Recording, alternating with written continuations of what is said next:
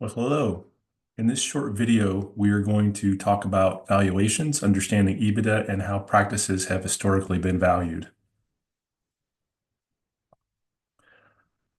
Historically, practices have been valued as a percentage of collections, typically 70, 80, 90%, maybe even 100% in some situations if the practice, is in a desirable location or, has some really nice attributes. But typically 70 to 90%.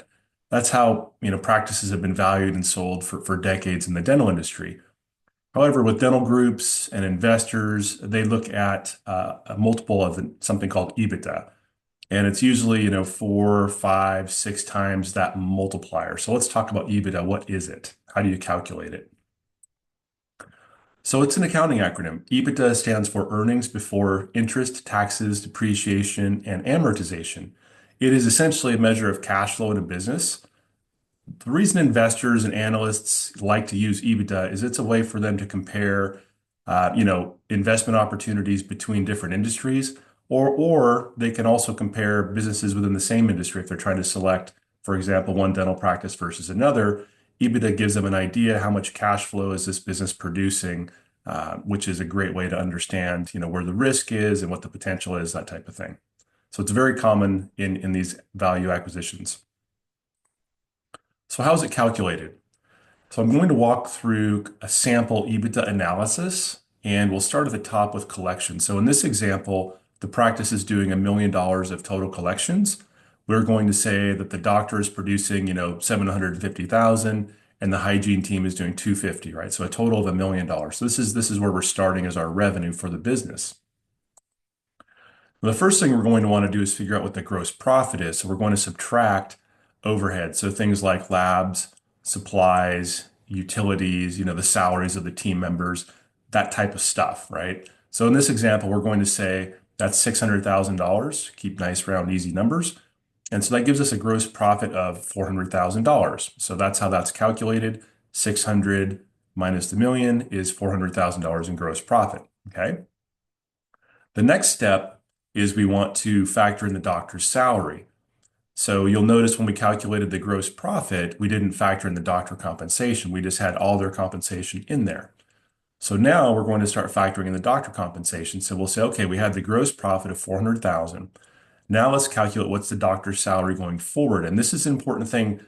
When a group analyzes your EBITDA, they're going to model the doctor's compensation as what it would look like going forward after they had joined the group, not what it currently looks like in your existing practice. So it's really common, right? In your practice, your CPA probably has you setting your salary, at some level that's probably reasonable but advantageous for taxes. So you can take most of your compensation out in the form of, 401k, you're paying for your automobile, you're paying for trips, stuff like that. Maybe you got some family members on staff, right? That's pretty common when you're running it yourself. And so your EBITDA, how your CPA is going to calculate will be very different from how we would model it, because what we're trying to model it and what groups are trying to do here is show what would this look like going forward once this business has partnered with the platform, okay? So in that example, doctors in our example would be paid 30% of what of the salary basically would be 30% of the collections from their production. So in this example, we're going to take 30% of that 750,000 will be 225. So in this example, that's where we're going to get an adjusted gross profit, as we'll say the doctor's salary in this example is 225,000, which is 30% of that 750 that they're producing and collecting from. So we're going to subtract that 225 from the 400, and that leaves us an adjusted gross profit of 175,000. So now we're starting to get close to EBITDA, but we're not there yet. The last thing we need to do is adjust for what we call add backs. So these would be things like personal expenses. So for example, car payments, cell phones, personal trips, that kind of stuff, family members on staff, et cetera.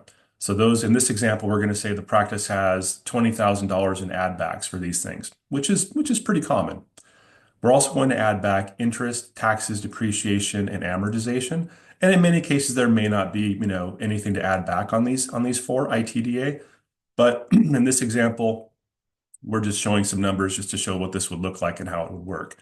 So again, what we've done is we've taken the 175,000 And then we have added back these things that, again, are going to be part of the practice's profitability after it joins a platform. So going forward, after you've joined a platform, you're no longer going to be having, your family members on salary, or you're running your car payment and your cell phone through the business, right? Those things will become personal expenses. Therefore, that cash now is going to stay in the business going forward. Therefore, it gets added back and increases your EBITDA, which is, of course, a good thing. We're also adding back interest, taxes, depreciation, and amortization. So when we add those five new items, those five add back items to the 175, we have an EBITDA of $210,000. We would call that an EBITDA margin of 21%, which is simply dividing the 210,000 into the revenue, which is $1 million. So this is a pretty typical calculation for how EBITDA is analyzed. And I would say the good rule of thumb for most what we would call quote unquote investment grade, partner practices is about a 20% margin and above. That's where most groups are targeting to have a practice operating or above, 20% or above.